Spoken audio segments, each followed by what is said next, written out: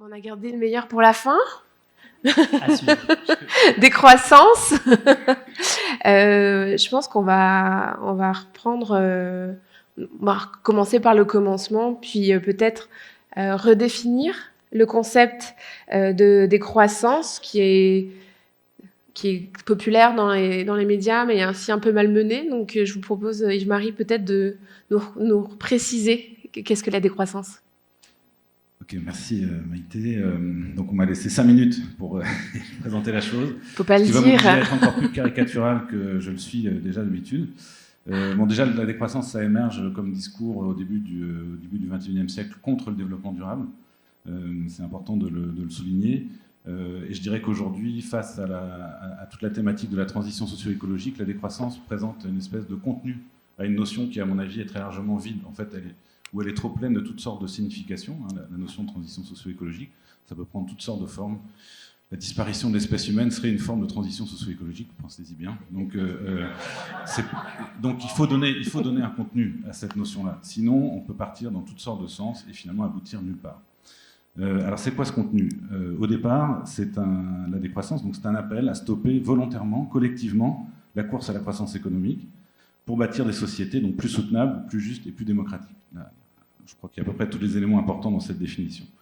C'est une proposition politique, d'abord et avant tout, et une proposition donc antiproductiviste. On est d'abord dans une logique antiproductiviste. À ce titre, elle remet en question aussi bien le capitalisme libéral que le socialisme d'État. C'est essentiel. Pourquoi cet antiproductivisme ? Pour 3 raisons essentielles. Si on veut produire toujours plus de marchandises, c'est ça la croissance, ça implique de consommer toujours plus de matière, toujours plus d'énergie et de produire toujours plus de déchets. Après 2 siècles de croissance économique, on réalise de plus en plus que ça détruit notre milieu de vie et que ça dégrade en fait dramatiquement l'habitabilité de la planète, au risque même de menacer l'avenir de notre espèce. Donc la croissance économique est synonyme d'autodestruction. Et jusqu'à aujourd'hui, il n'y a jamais eu de croissance verte ou propre. Ça n'existe pas, jusqu'à aujourd'hui. On nous la promet pour demain, mais jusqu'à aujourd'hui, ça n'existe pas. J'attirerai votre attention sur 2 points. La question écologique ne se réduit pas à la question climatique. C'est dramatique, la question climatique. À elle seule, elle devrait justifier une remise en question de notre système. Et malheureusement, ça n'est qu'une partie du problème. C'est bien plus grave que cela. C'est toutes les dimensions écologiques de notre milieu de vie qui sont dégradées. Le problème écologique, il ne se réduit pas non plus à un problème environnemental, quelque chose qui se passerait à l'extérieur de nous. Par exemple, en diffusant dans nos milieux de vie des particules de synthèse chimique, on a créé ce qu'on appelle les perturbateurs endocriniens qui viennent perturber nos corps aujourd'hui, évidemment. Donc le problème écologique, il se joue dans nos corps d'ores et déjà. Voilà pour la première raison. Deuxième raison, cette course à la croissance, quand on fait les comptes, on réalise qu'elle ne profite généralement qu'à une minorité des parties prenantes de la course. C'est un jeu truqué, en fait, dont on connaît à l'avance les gagnants et les perdants. Les gagnants, ils me ressemblent un peu, c'est des vieux hommes blancs habitant des quartiers chics dans les grandes métropoles occidentales. Bon, il y en a des plus gagnants que moi quand même, Ouais. qui ont plusieurs bagnoles, plusieurs maisons, etc. Mais enfin, j'incarne quand même assez bien un des gagnants de ce jeu-là.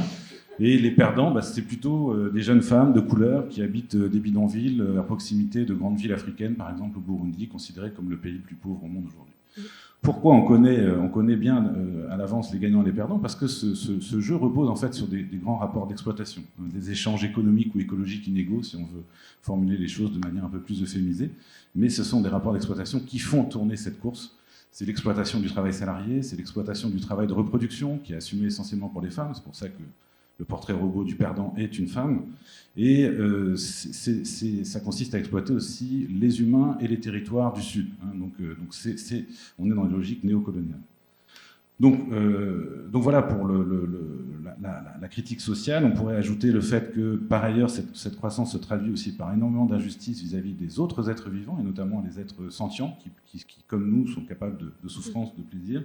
Et puis c'est évidemment aussi très injuste vis-à-vis des générations futures, à qui on est en train de laisser un habitat dégradé. Bon. Donc, deuxième grande critique, pourquoi refuser cette course ? Parce qu'elle est foncièrement injuste. Troisième critique, normalement cette croissance est censée nous servir. C'est comme ça qu'on nous la justifie. Elle est censée contribuer à améliorer notre bien-être. Alors, d'une part, ça n'est plus vraiment le cas dans nos sociétés. Je parle des sociétés occidentales riches. On n'observe plus de corrélation claire et nette entre la hausse du PIB, qui est notre principal indicateur de croissance, et nos principaux indicateurs de bien-être. Cette corrélation, elle a disparu depuis un certain niveau de PIB qu'on a dépassé depuis longtemps en Occident. Ça, c'est le premier point. D'autre part, nos sociétés, en fait, sont aujourd'hui de plus en plus dépendantes de la croissance pour se reproduire. C'est-à-dire qu'en fait, on a besoin effectivement de générer de la croissance, sinon ça ne fonctionne pas. Comme nos bagnoles ont besoin de pétrole ou d'électricité pour rouler. C'est à peu près le même genre de dépendance. Le problème, c'est que cette croissance, elle est en réalité une exigence du capitalisme. Si on en cherche les raisons d'être ultimes, c'est l'accumulation du capital qui justifie cette course à la croissance. Ce qui veut dire que la norme fondamentale qui oriente nos vies, la vôtre comme la mienne, c'est celle de la profitabilité. Fondamentalement, c'est ça la norme, c'est ça qui dirige notre existence. Alors, ce qui fait que nous, les humains, et nos activités, y compris les plus belles d'entre elles, l'art par exemple, devenons des moyens au service de cette accumulation illimitée.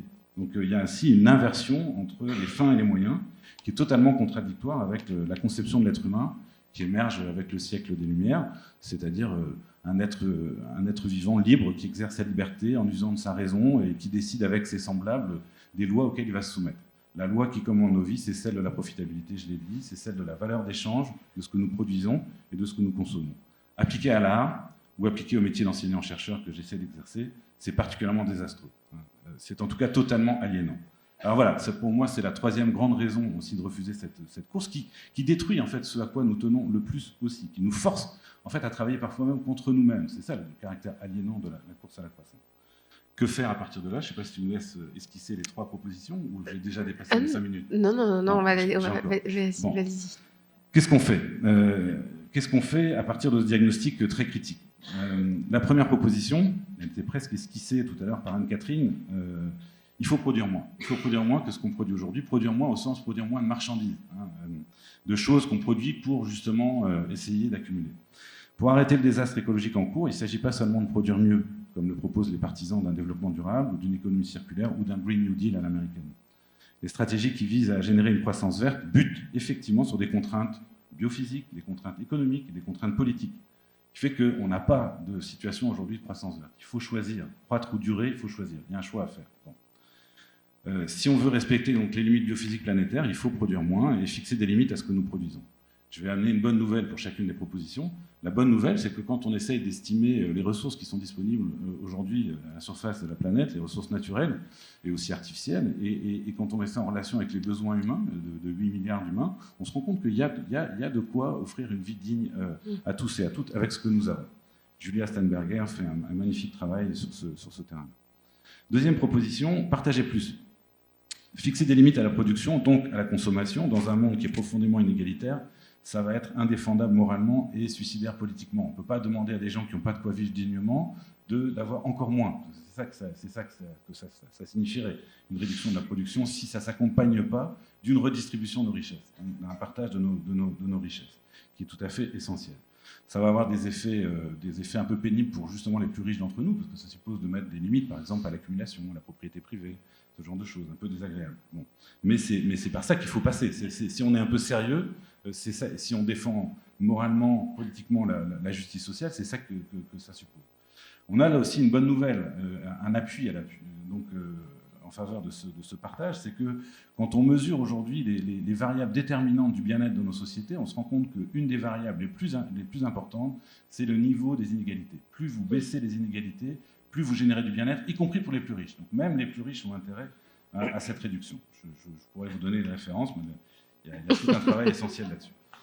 Troisième proposition, donc produire moins, partager plus. Troisième proposition, décider ensemble. Pour fixer des limites à ce qui est produit, partager nos moyens de vivre, il faut en décider ensemble autant que possible. Donc au nom de notre idéal de liberté collective et aussi par pragmatisme politique. Alors décider notamment justement qu'est-ce qu'on produit plus, quelle place on donne par exemple à la culture, comment est-ce qu'on va la produire. Ça c'est des choses qui devraient être beaucoup plus démocratisées. Ça a deux implications là aussi un peu douloureuses. Ça supposerait d'abord une démocratisation véritable de nos institutions politiques. Si on prend le bon vieil Aristote, nous ne vivons pas dans des démocraties, nous vivons dans des oligarchies plutocratiques. Donc ça n'a rien à voir avec la démocratie. Donc ça supposerait une déconcentration, décentralisation du pouvoir politique, avec des moyens économiques aussi qui seraient donnés, donc par exemple à des municipalités. Mais ça suppose aussi, plus fondamentalement, de se défaire des grands systèmes économiques et techniques dont on dépend pour vivre aujourd'hui, qui soutiennent cette croissance. Donc comment démanteler, comment se débrancher de ces grands systèmes, c'est un des enjeux clés pour réussir à décider ensemble. Mais décider ensemble, ça peut marcher. Macron, on a fait la démonstration il y a quelques années avec la Convention citoyenne sur le climat. Il a tiré au sort 150 Français et Françaises pour réfléchir à la question climatique. Le tirage au sort, c'est le procédé démocratique par excellence. Si vous croyez à la démocratie, le tirage au sort est la meilleure façon de désigner des délégués, a priori. Et ça a donné des résultats très intéressants, avec des gens qui n'y connaissaient rien, qui venaient de tous les bords politiques, de toutes les régions de France, et qui ont fait des propositions qui étaient très cohérentes avec ce qu'on défend d'ailleurs dans la décroissance. Bon, et tellement cohérentes et tellement radicales que Macron a été obligé de mettre tout à la poubelle, parce que ça venait. Donc bon, il a été obligé de revenir sur sa promesse. Hein, mais bon, voilà. Et donc ça marche très bien, la démocratie, si on lui donne une vraie chance. Et moi, je pense que c'est le premier principe que je mettrai de l'avant, c'est jouons la carte de la démocratie, une vraie démocratie. Ne prenons pas les gens pour des imbéciles, faisons-les réfléchir à l'intérêt général, et ils sont capables de faire des choses très essentielles. Dans le contexte actuel, on a besoin de tous les avis en plus. On entre dans un monde inconnu, on a absolument besoin d'aller chercher tous les avis. Ça permet en plus de faire évoluer beaucoup les choses, d'avoir des vraies discussions démocratiques. Donc c'est un principe que je mettrais peut-être en priorité parmi les trois que j'ai. On a un classement des... merci pour cette introduction. Vous venez d'avoir un condensé du cours qui est offert en 5 minutes à HEC. Voilà. C'est vrai que c'est intéressant de voir aussi comment la décroissance, c'est une réaction à un système qui est en place. C'est pas un nouveau concept qu'on vient de créer, et c'est plutôt de se dire si on identifie effectivement les choses qu'il faudrait modifier ou améliorer, eh bien, on arriverait éventuellement à la décroissance comme alternative. Donc maintenant, vous avez un peu cette présentation très riche, très complète. Comment ça s'applique à la culture et aux arts?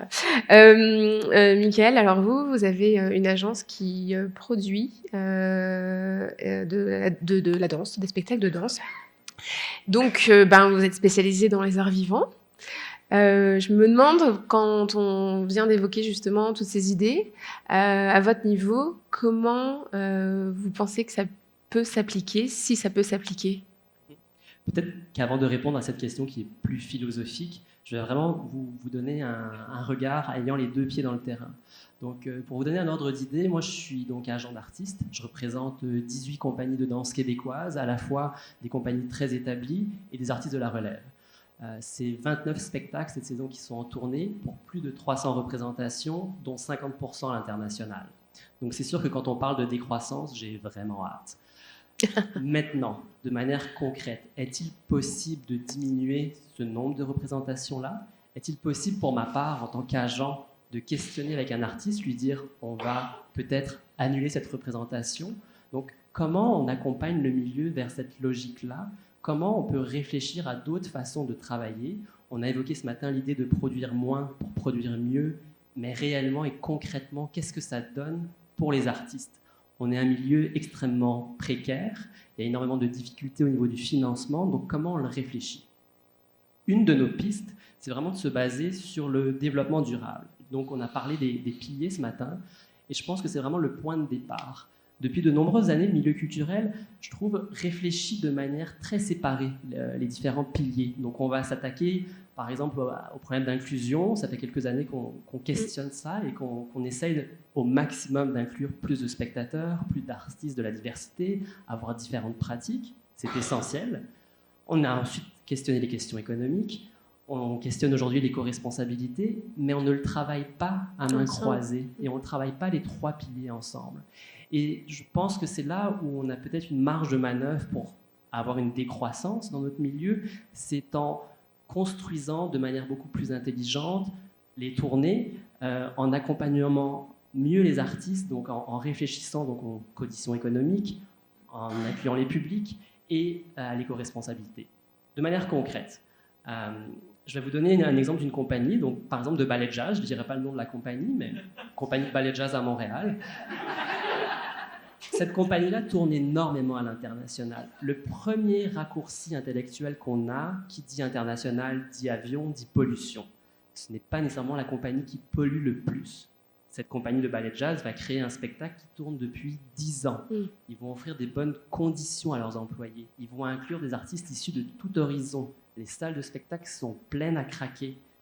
Là, on répond à tous les critères et on arrive à atteindre certains objectifs donc de rayonnement de la culture québécoise et d'une certaine façon, on devient durable avec cette proposition-là. A contrario, il y a des artistes de la relève qui vont se saigner pour faire la tournée du Québec en trottinette de manière éco-responsable, où les salles de spectacle vont être vides, où les conditions sont extrêmement précaires. Est-ce que c'est durable? Est-ce que c'est viable? Est-ce que c'est la bonne façon de travailler? Je ne pense pas. Mais ils ne prennent pas l'avion. Donc, c'est cette espèce d'équilibre qu'il faut trouver entre naturellement le voyage international, les tournées, mais aussi les améliorations de la pratique, les améliorations des conditions de travail, les améliorations sociales. Donc il faut vraiment, je pense, prendre un pas de recul. Et ce qu'on essaye de faire avec les compagnies qu'on accompagne, c'est vraiment de reculer et de réfléchir de manière beaucoup plus globale à cette décroissance-là. Et c'est très drôle parce que quand vous m'avez invité à discuter de décroissance, je n'ai pas compris. Moi, je suis en mode start-up, croissance, effervescence. Puis, quand j'ai écouté Yves-Marie, il y a énormément de points qui vont se rejoindre. Les arts de la scène n'ont pas à être politiques. On doit se détacher de certaines choses. On n'a pas à être capitaliste, on n'a pas à être rentable. On a à avoir un discours, on a à avoir une liberté, on a à avoir à se positionner. Et comment on positionne le Québec à l'international, comment on devient attractif, c'est par notre culture. Puis il faut la soutenir, tout en étant naturellement éco-responsable. Et c'est un bel exemple de ce qui a été dit d'ailleurs plusieurs fois dans la matinée, c'est que vous avez eu cette réaction-là quand vous avez été invité au panel. Puis Marie était plutôt dans une posture en disant moi, j'ai pas d'expertise en culture nécessairement. Puis finalement. Ça se passe bien. Non, mais c'est ça, c'est vraiment ça, c'est ces fameux liens dont on parle depuis ce matin, justement, de créer des liens entre ces différents silos et qu'en fait, il y a des connexions qui sont là, quoi. Est-ce que vous vouliez rebondir ? Oui, donc, je vous suggère, si vous ne l'avez pas fait, de lire un texte de Michael sur cette question que j'ai lu et qui m'a aussi convaincu que c'était une bonne idée de venir discuter avec lui. Je trouvais qu'il mettait extrêmement bien les pieds dans le plat, en fait, justement de cette double injonction que reçoit notamment le secteur de la culture aujourd'hui. Tous les secteurs le reçoivent, mais pour vous, c'est peut-être plus compliqué. Donc, d'à la fois d'être éco-responsable, qui est un terme que j'utilise jamais, pour des raisons que je pourrais expliquer tout à l'heure, mais donc avoir une grosse pression sur cette question-là, et par ailleurs être capable, effectivement, d'aller partout, de diffuser de la culture partout. Il y a quelque chose qui est vraiment, vraiment problématique. Alors, peut-être ce que je peux rajouter par rapport à ce que tu dis dans ton texte, c'est pour moi l'enjeu, évidemment, et pas d'avoir moins de culture. Et puis Anne-Catherine le disait tout à l'heure, je la rejoins. La culture, pour moi, est quelque chose d'aussi essentiel que le fait de manger. Donc, c'est pas quelque chose qu'on retrouve au sommet d'une pseudo-pyramide de Maslow. C'est quelque chose qui est aussi fondamental. Le problème, c'est qu'on en fait une industrie. Quand ça devient effectivement une industrie de type capitaliste qui fonctionne selon ces principes, là, ça devient quelque chose de très problématique. C'est ça que je critique fondamentalement. Puis j'ai l'impression qu'on serait assez d'accord sur ce terrain-là. Après, comment faire ça? Parmi les principes concrets qu'on fait valoir dans la décroissance, il y a vraiment cette idée aussi de relocalisation de l'activité. Donc comment penser une activité culturelle beaucoup moins concentrée dans des très grosses métropoles, comme c'est le cas aujourd'hui, qui suppose effectivement ensuite d'avoir des dispositifs de diffusion très coûteux. Comment développer aussi des activités culturelles à une échelle locale. Ce serait un principe fondamental avec la décroissance. Et l'autre, ce serait aussi comment faire en sorte que on sorte de cette relation dans laquelle vous êtes aussi un peu prisonnier, j'imagine, où vous avez d'un côté les producteurs et de l'autre les consommateurs. Donc, un des problèmes qu'on a dans notre société en général, c'est précisément cette espèce de contradiction entre production et consommation. Une des façons de dépasser ça, c'est l'autoproduction, c'est l'autoconsommation, c'est de faire en sorte que les humains fassent part et pour eux-mêmes, dans une large mesure. Alors moi, je viens d'un petit village breton où une partie de notre culture, on l'autoproduisait. Il y avait une fanfare, il y avait des troupes de théâtre, on faisait notre culture, qui n'était pas de la grande culture. On aura toujours besoin de gens beaucoup plus performants, parce ça nous apportera beaucoup de choses d'avoir des gens de l'extérieur qui viendront, mais être capable de soutenir ce genre d'activité, ça me paraît absolument crucial et très cohérent avec les principes que j'ai posés tout à l'heure. Je pense que c'est aussi l'unité de mesure. Une compagnie qui va atteindre 50 spectacles internationaux, ça peut être un échec un autre artiste, s'il fait 5 spectacles à l'étranger, ça peut être un succès. Donc comment on mesure le succès, comment on accompagne le milieu pour bien calibrer, puis avoir des objectifs très précis. Actuellement, on produit et on ne se pose plus la question du marché. On le voit, par exemple, en musique. En 2016, il y avait 300 albums de musique québécoise qui sortaient par année. Cette année, il y a eu 1000 albums. Le marché n'est pas capable d'absorber 1000 albums, c'est-à-dire 3 albums de musique québécoise par jour. Donc, comment mettre en marché ce genre de propositions-là? Moi, je pense qu'en amont de la création, il faut réfléchir donc à nos stratégies et quel public on va toucher, quelle stratégie on va mettre en place pour pouvoir produire des œuvres qui rencontrent leur public. Ça, c'est un des points vraiment importants pour moi. Le point par rapport à l'éco-responsabilité, il y a aussi une réalité. Je vous ai préparé des petits chiffres. Ce qu'on propose au Calque en ce moment, c'est qu'on leur fait 2 budgets. Un budget éco-responsable et un budget réel. Donc là, je vais vous donner un exemple d'une tournée d'une artiste qu'on a en février qui fait 4 villes au Québec. Simplement pour vous donner un ordre d'idée, si on fait Gaspé-Montmagny en transport en commun, c'est 23 heures d'autobus. En voiture, c'est 6 heures. On a fait l'exercice de regarder la tournée au complet en transport en commun ou avec des transports éco-responsables. C'est 72 heures de transport par rapport à 33 heures en voiture. Donc là, on s'est dit, bon, on va opter pour le 7 passagers pour cette équipe artistique-là. L'autre point qu'on a vérifié, c'est est-ce qu'on peut avoir des voitures de location électriques? Ça n'existe pas encore. Est-ce que c'est possible d'avoir des voitures électriques entre Gaspé et Montmagny en hiver? C'est peut-être pas recommandé non plus. Donc c'est des vérifications qu'on fait et à l'heure actuelle, il faut aussi être, comment dire, logique et cohérent. On ne peut pas non plus aller dans tous les sens, on ne peut pas non plus, au nom de l'éco-responsabilité, envoyer des artistes dans des conditions de précarité et faire 33 heures d'autobus entre 2 spectacles, ce n'est pas viable. On a fait le même exercice sur les hôtels. Les hôtels qui sont certifiés clé verte sont 60 $ par nuit et par personne de plus. Donc encore une fois, il y a des enjeux budgétaires qu'on rencontre. Et là, je reviens en fait à mes piliers de départ. Est-ce que économiquement c'est viable d'envoyer des artistes dans ces conditions-là? Non. Est-ce que socialement c'est acceptable? Pas du tout. Est-ce que écologiquement? Oui. Donc c'est vraiment cet équilibre-là, je pense, qu'on doit trouver collectivement et construire un monde qui est cohérent, un monde qui finalement, moi je dirais plutôt que parler de décroissance, si tu me permets, de parler de croissance durable ou de croissance qui est construite. Est-ce que je peux négocier ça? Moi, j'aurais pas osé, mais On m'a invité pour c'est ça. fait. C'est fait. Les artistes, ça invente toujours des nouveaux trucs. C'est un nouvel oxymore, hein. Comme dit un sociologue que j'aime bien en France, nous subissons une politique de l'oxymore, c'est-à-dire qu'on nous balance dans le débat public quantité d'oxymores, des expressions qui sont des contradictions dans les termes, en fait. Comme pour nous convaincre qu'on est en train de réussir à dépasser les contradictions de notre civilisation. En fait. Le développement durable, c'en est un, finance éthique, c'en est un autre, économie circulaire, c'en est un autre. Tout ça, il y a vraiment des contradictions fondamentales qu'on nie avec ce genre de... Alors je crois que tu nies la contradiction que j'essaie d'amener, mais en même temps, les exemples que tu prends sont très intéressants. C'est-à-dire que tu montres bien à quel point vous êtes dans une espèce d'impasse, en fait, à rester dans une logique qui est à la fois productiviste, qui essaye donc de diffuser au maximum et de respecter ses principes, ça ne marche pas. D'où une proposition plus radicale, comme celle de la décroissance. C'est comme ça qu'on arrive à l'idée de décroissance. C'est disant, ça ne marche pas, il faut vraiment repenser les choses autrement et sortir de cette logique productiviste et industrialiste. En fait. Donc bon, après, comment est-ce qu'on fait concrètement à partir de là où on est aujourd'hui? Vous existez, vous avez besoin de manger, vous avez, moi aussi. Enfin, donc évidemment, il faut penser là, pour le coup, une transition.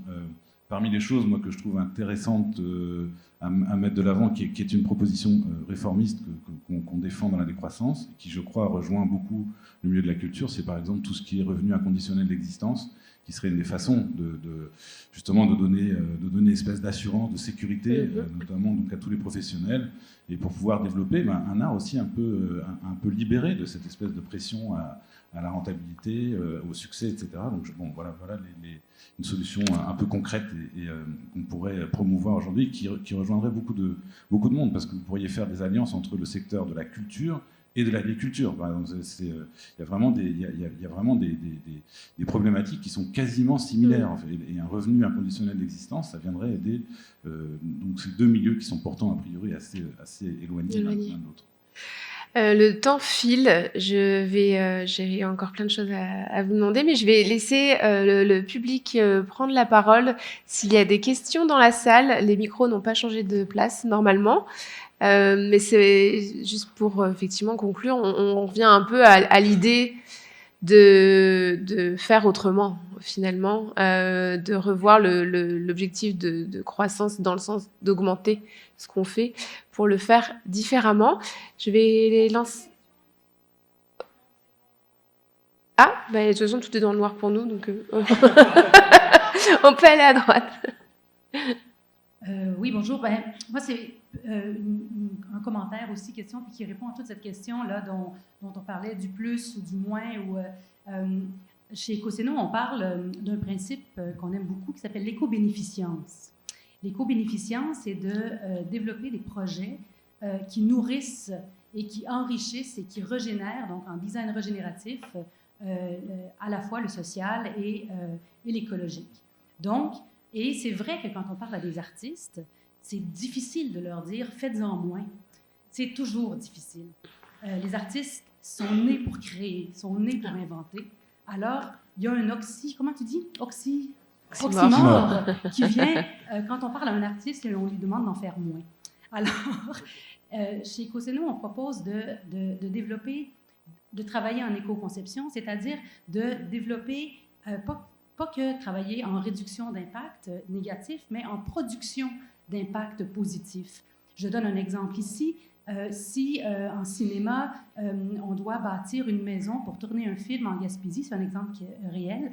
Donc, un tournage s'en va en Gaspésie, bâtit une maison, tourne le film, détruit la maison après, quitte le tournage, le lieu de tournage après, et arrive en réalité, dans ce village gaspésien, il y a une crise du logement et il y a de l'itinérance. Alors, si on était capable de se mettre ensemble, donc de briser des silos disciplinaires, de travailler avec d'autres secteurs pour que ce qu'on crée en culture nourrisse des besoins réels des communautés, ce pourrait être vraiment donc positif et on pourrait créer de la richesse aussi, mais de la vraie richesse dont on a besoin dans la société. Et même, on a un rêve de faire des décors en mycélium qui sont une matière qui régénère les déchets. Donc, par cette création-là, on vient réduire aussi des déchets. On a fait un projet avec les géants où il y avait des arbres qui ont été mis dans la scénographie, qui ont été replantés dans la communauté après.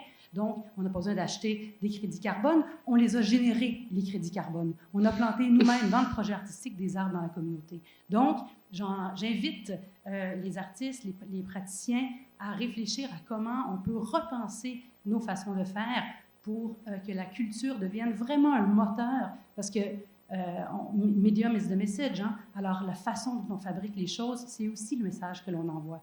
Donc je pense, et avec les HEC ici, j'aimerais tellement qu'on trouve un indice bénéficiant. Donc comment on pourrait calculer les impacts positifs générés par des productions artistiques. Voilà. Et j'ai une dernière petite question. Je me demande où sont, on est au HEC, c'est une école, c'est génial, mais où sont les écoles ici? Parce que, veut pas, toute la prochaine génération d'artistes, de créateurs, de praticiens, de travailleurs culturels vont devoir être formés différemment pour pouvoir travailler en éco-conception. Moi non plus, j'aime pas beaucoup le terme éco-responsabilité, j'aimerais beaucoup en discuter avec vous, mais j'aime éco-puissance, éco-action, parce que je pense qu'une responsabilité, des fois, c'est un petit peu lourd à porter. Mais où sont les écoles? Parce qu'il faut, de manière impérative, former les formateurs pour que les prochaines générations soient tout de suite formées en réfléchissant en éco-conception. Voilà. Merci. Mickaël, peut-être un commentaire? Oui, en fait, je trouve ça formidable. Puis merci beaucoup parce qu'on est à l'aube de grands changements. Puis qui mieux que la culture peut porter ces changements-là? On a une page blanche devant nous, on peut tout réinventer, on peut revoir nos modèles. C'est extrêmement stimulant. Puis les artistes vont être à nos côtés pour imaginer ces modèles de demain. Donc, par exemple, dans le cas spécifique d'une tournée internationale, on peut repenser les distributions. Est-ce qu'on double une distribution dans un pays? Est-ce qu'on achète un concept étranger qu'on fait venir au Québec pour offrir aux Québécois une proposition internationale? Moi, je pense qu'on a énormément de possibilités. C'est juste qu'on a l'habitude de fonctionner avec certaines méthodes. Et là, il faut juste se réinventer encore une fois, puis c'est une opportunité hors du commun d'être à l'avant-plan et de s'appuyer sur la culture et sur la richesse pour offrir un meilleur monde demain. Ouais, et puis c'est un des enjeux, le changement de comportement, ça prend du temps. Et on est souvent pressé. Les questions dans le noir à gauche. Alors, avant de poser la question, je fais un rebond à ces excellents commentaires. Donc, la culture, pour moi aussi, c'est l'opportunité d'aborder la transversalité à travers tous les ministères des gouvernements. C'est ce qui va décloisonner et de réinventer pour réussir notre transition. Alors, j'aborde, Michael, tu as dit un mot magique. J'écoutais Yves-Marie que j'admire et que je pouvais savourer chacun de ses mots. Alors, décroissance, oui. Croissance, oui. Parce que la croissance, c'est du secteur culturel. Pourquoi? Le danger que j'ai vu, c'est qu'en ce moment, à chaque fois qu'on part sur quelque chose, et Yves-Marie, tu l'as mentionné, on s'en va tout à droite ou tout à gauche, on réagit à ceci, à cela, et on part, exemple, juste les changements des ampoules. Après ça, on s'est rendu compte qu'il y a eu des problématiques. On part trop vite sur une tendance.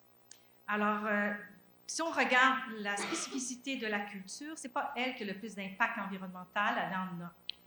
Alors, on sait qu'il y a d'autres impacts à travailler pour l'environnement.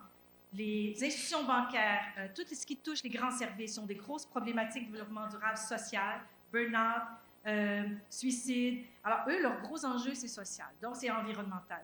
Mais culturel, c'est la transition. Donc, il faut que la croissance soit que dans le culturel. Voilà. Je pense que tout le monde a l'air d'accord. C'est une autre provocation. Non, merci pour l'objection. Non, quand je parle de croissance, et quand on critique la croissance, c'est bien la croissance économique. C'est-à-dire ce phénomène qui a à peu près 200-250 ans, hein, pas plus. On vit avec l'idée que la course à la croissance est quelque chose qui est inscrit dans la nature humaine. C'est absolument faux. L'histoire, l'ethnologie montrent que non. C'est une invention récente et qu'on peut localiser aussi géographiquement en Occident. Donc c'est là que ça se passe.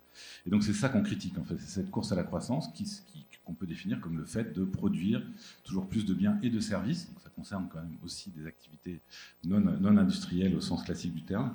Toujours plus de biens et de services ayant une valeur monétaire. C'est ça qu'on critique fondamentalement. Donc, et c'est de ça dont il s'agit de sortir pour nous. Donc non à une croissance de la culture qui continuerait à se penser par la force des choses, parce qu'on est dans un système capitaliste, comme la production de marchandises, en fait. C'est ça qu'il s'agit de contester. Après, je te rejoins, notamment au Québec. Dire produire moins de culture aujourd'hui, ok, il y a des endroits où vraiment ça manque clairement d'activité culturelle. Donc oui, il y a des endroits où il faudrait la soutenir, peut-être en produire, mais je sais peut-être le mot produire justement est un mot tellement industriel, tellement proche du monde industriel que je m'en méfie, mais en tout cas stimuler de l'activité culturelle, évidemment. Alors c'est là que le décider ensemble me paraît vraiment crucial aussi. C'est que justement on doit décider de quel secteur devrait être soutenu, quel secteur devrait au contraire être réduit, voire aboli. Il y a des choses qu'on devrait même voir disparaître dans un monde post-croissance à mon avis. Certainement pas évidemment les activités culturelles qui au contraire sont pour moi pas moins essentielles que l'agriculture. C'est vraiment c'est équivalent. Par contre comment on le fait aujourd'hui? Je crois qu'on le fait malheureusement comme le disait Adorno et Horkheimer dans le fameux texte sur la production industrielle de biens culturels. On fait ça sur un mode industriel qui est antinomique même avec ce que la culture est censée justement nous apporter en termes de subsistance. Donc d'accord en partie, mais... Allez-y. Ok. Oui, bonjour. Julien, Conseil des Arts de Montréal. Merci pour la qualité des échanges. Peut-être deux, trois petits témoignages personnels. Moi, je passe à peu près une quinzaine de semaines par an en comité d'évaluation avec les pairs des milieux. Puis, on a beaucoup parlé de modèles démocratiques de décision. Puis, je pense qu'on a des outils comme milieu qu'il faut sauvegarder et il faut les sauvegarder de manière précieuse. Et puis, je pense qu'au quotidien, moi, ce que je constate dans les comités de pairs, c'est que la question de la situation hypertélique, c'est-à-dire où on dépasse la fin utile des objectifs qu'on s'est fixés. Là, on va au-delà du but, là, on est en surproduction, on s'entend. Elle est complexe à aborder. C'est toujours une discussion complexe à avoir.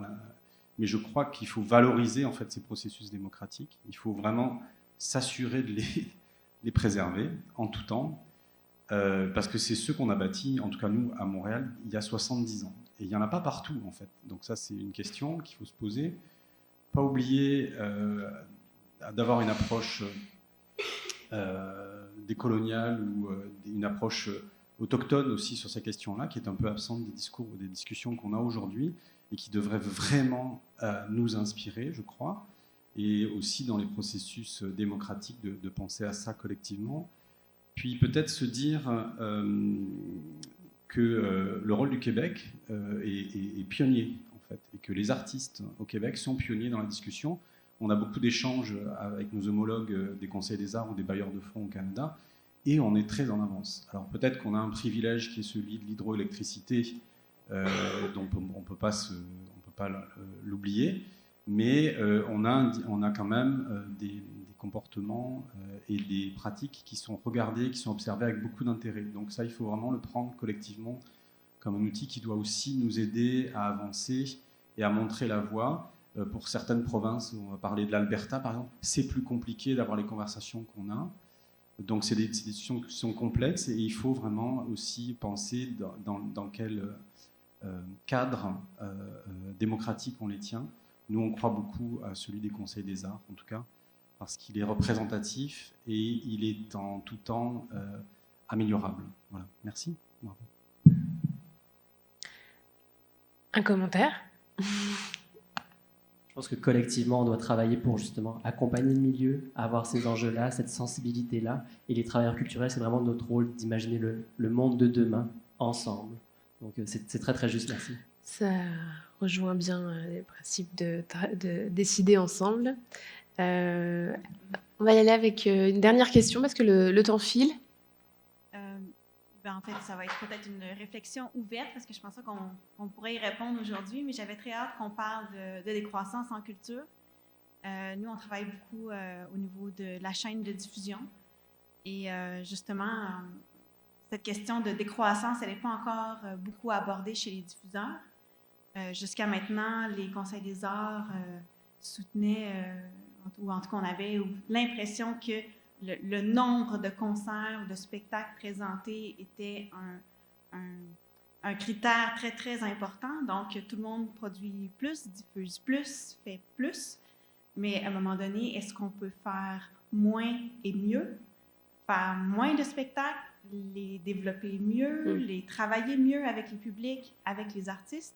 Oui, il y a la question de, évidemment, c'est le revenu des artistes, mais un petit peu comme la semaine de 4 jours, on ne diminue pas le salaire des gens de 20 % parce qu'ils font 4 jours. On garde le même salaire et on est plus efficient dans les 4 jours. Donc, ça aussi, ça lance toute la question des cachets. Alors, les cachets des artistes, qu'est-ce qui est payé, le prix des billets. Donc, toute cette chaîne de diffusion-là, comment, en fait, intégrer la décroissance pour pouvoir améliorer les conditions de travail des artistes, améliorer les conditions de diffusion et, évidemment, donc, mieux travailler la culture avec le public. Alors, bonne chance. En effet, bonne chance. On n'évoquera pas les tarifications dynamiques et autres plaies qu'il y a dans le système. En effet, c'est ainsi qu'on va clôturer. J'avais une dernière question qui sera très rapide à répondre, je pense, enfin j'espère. J'ai une question qui dit: Yves-Marie, quel est votre avis sur le crédit carbone? Non, c'est pas une question simple, mais non, mais je pense que c'est à mon avis un piège aussi. On est encore dans la quantification, tout ça, donc ça fait partie des choses qu'on critique dans la décroissance. Mais non, j'en ferai vraiment pas une panacée. Pour des raisons que j'ai évoquées très rapidement tout à l'heure. Il faut arrêter de se concentrer sur la question seulement climatique. On oublie toutes les autres dimensions. Et ce qu'on observe aujourd'hui par rapport à ces pratiques-là sur le crédit carbone, bon, je ne sais pas qu'est-ce que désigne exactement la personne, mais ça suffit clairement pas en fait, à résoudre notre problème écologique. Mais merci pour la réponse, tout de même, d'avoir joué le jeu. Merci Yves-Marie, Abraham et Michael Sminiani pour vos interventions sur ce sujet.